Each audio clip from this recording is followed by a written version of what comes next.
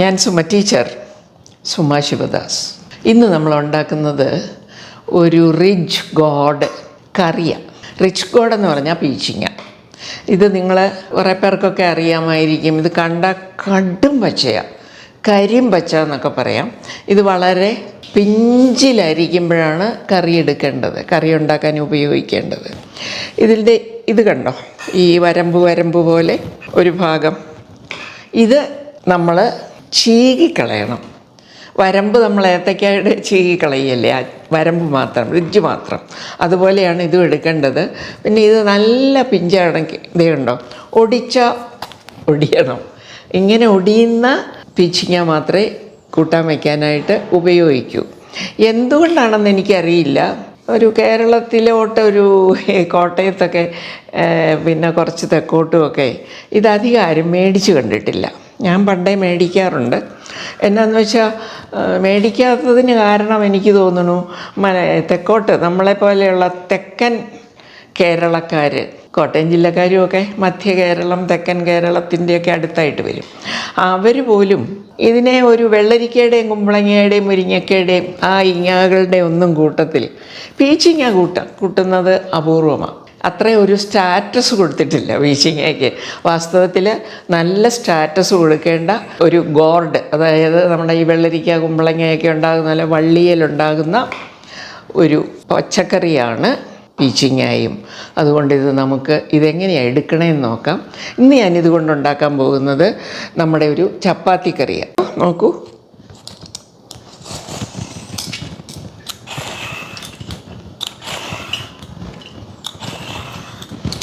ഇതിന് പോലും ഗുണമുണ്ട്, ഇതിന് പോലും ഉപകാരമുണ്ട്. നമുക്ക് അതൊക്കെ ചെയ്യാം. ഇനി ഇതേ കണ്ടോ, ഇത്രയും കളഞ്ഞാൽ മതി. ഇതുപോലെ കളഞ്ഞ് അവിടെ ഇവിടെ ഒക്കെ കളഞ്ഞ് 1-2 പ്രാവശ്യം വലിച്ചുകൊണ്ടും ദോഷമൊന്നുമില്ല.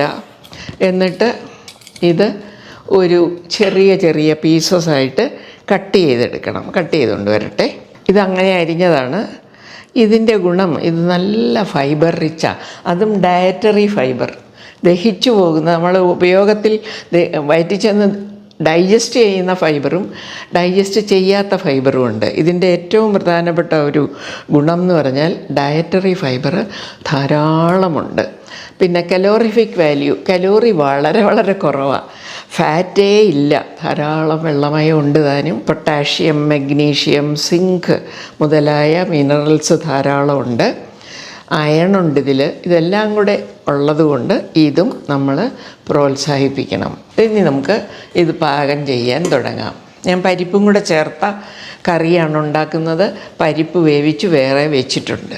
നമുക്ക് ഓയിലോ നല്ലെണ്ണയോ വെളിച്ചെണ്ണയോ നെയ്യോ ഉപയോഗിക്കാം. ഞാനിപ്പോൾ ഈ കറിക്ക് നെയ്യാണ് ഉപയോഗിക്കുന്നത്. ചപ്പാത്തി കറികൾക്ക് നെയ്യ് നല്ല സ്വാദാണ്. 1 സ്പൂൺ മതി. 1 ടേബിൾ സ്പൂൺ നെയ്യിട്ടു. 2-3 കടുക് പൊട്ടിച്ചു. ഇത് നല്ല ജീരകം, ചെറിയ ജീരകം. ഇത് 3 വെളുത്തുള്ളി, ഇഞ്ചി, പച്ചമുളക്.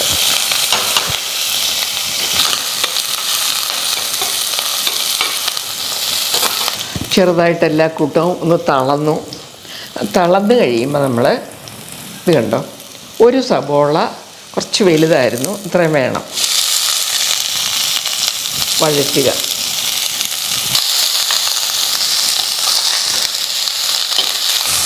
ശകലം ഉപ്പിടാം, പെട്ടെന്ന് വെള്ളം ഇറങ്ങി അത് വലിഞ്ഞോളും. ഉപ്പിട്ടു. ഇനി കുറച്ച് നേരം ഇത് വഴറ്റി ഇതിനെ ഒന്ന് തളർത്തണം.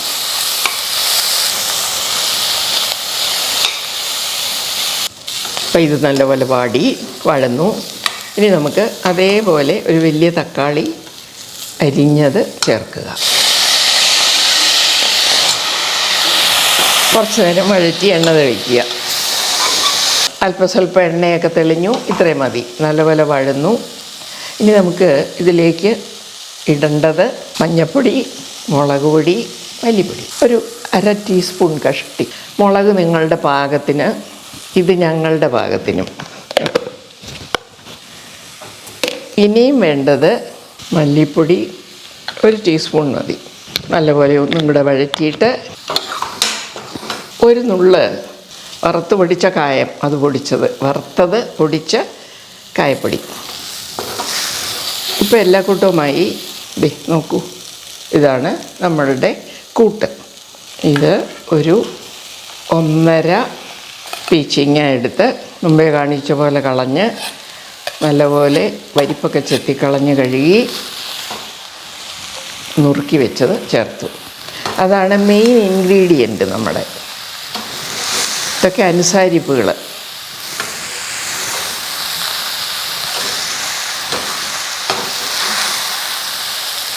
ഇത് നമ്മുടെ ചെറുപയറിൻ്റെ പരിപ്പെടുത്ത് വേവിച്ച് വെച്ചിരിക്കുന്നതാണ്. ഇതും കൂടി ചേർക്കണം. ശകലം ഒരു തുള്ളി ഉപ്പിട്ടിട്ടുണ്ട്. ഇനി നമുക്ക് അധികം വെള്ളം ഒഴിക്കരുത്, കാരണം നമ്മളുടെ പീച്ചിങ്ങ മുഴുവൻ വെള്ളമാണ്. സ്വല്പം വെള്ളം ഒഴിക്കാം, മതി.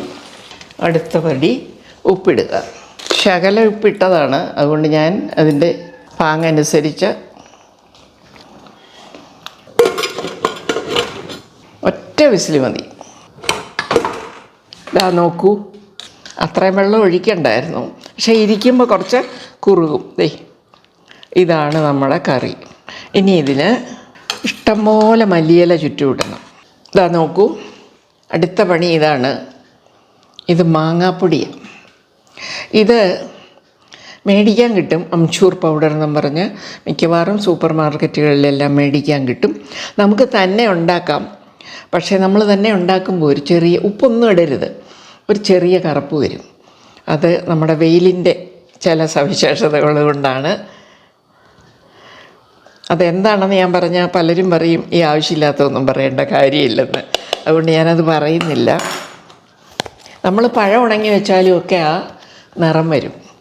അതിന് കാരണം അല്ലേ, അങ്ങ് പറഞ്ഞേക്കാം അല്ലേ, അതിന് കാരണം നമ്മളുടെ വെയിലിലുള്ള അൾട്രാ വയലറ്റ് ഇതേ തട്ടുന്നതാണ്. അത് അരിച്ചു കളയുന്ന അരിപ്പ ഡ്രയറുകളിപ്പോൾ ഉണ്ട്. അങ്ങനെ ഉണങ്ങിയാൽ പഴമൊന്നും കറുത്തു പോവില്ല. പക്ഷേ സ്വാദ് അതീവ മനോഹരമാണ്. ഇനി ലാസ്റ്റ് ഇഷ്ടം പോലെ മല്ലിയിലയും. ഇപ്പം നമ്മൾ അവസാനം ചേർത്തത് എന്തൊക്കെയാണ്? മാങ്ങാപ്പൊടി, മല്ലിയില. മാങ്ങാപ്പൊടി ഇല്ലേ ശകലം നാരങ്ങയൊക്കെ ചേർക്കാം കേട്ടോ. എങ്കിലും മാങ്ങാപ്പൊടിക്ക് ഒരു അസാധ്യമായ ഒരു ഫ്ലേവർ കൊടുക്കും. നല്ല രുചിയുള്ള കറിയാണ് കേട്ടോ. ഒരു കാര്യം കൂടെ പറഞ്ഞില്ല, ഇത് ചപ്പാത്തി കറിയാണെന്ന് ഞാൻ ആദ്യം പറഞ്ഞെങ്കിലും ഇത് ഒന്നാം തരമായിട്ട് ചോറിനും ചേരും. ഇതിൻ്റെ വേറൊരു ഉപയോഗം ഞാൻ പറഞ്ഞില്ല കേട്ടോ, അതൊരു നല്ല ഉപയോഗമാണ്. എന്താണെന്നറിയോ, ഇതങ്ങ് മൂത്ത് കഴിഞ്ഞാൽ മൊത്തം ഫൈബറാണ്. നമ്മുടെ ഇഞ്ച മാതിരി അതിനേക്കാൾ കൂടി ഈ സ്റ്റീൽ വൂളൊക്കെ പോലെ ഫേമാകും അതിൻ്റെ ആ ഓരോ ഫൈബറും. എന്നിട്ട് ഇത് നല്ലവണ്ണം ഉണങ്ങിയതെടുത്ത് പൊട്ടിച്ച് രണ്ടായിട്ട്, ഇത്ര നീളമൊക്കെ കാണും കായ്ക്ക് ഉണങ്ങിക്കഴിയുമ്പോൾ.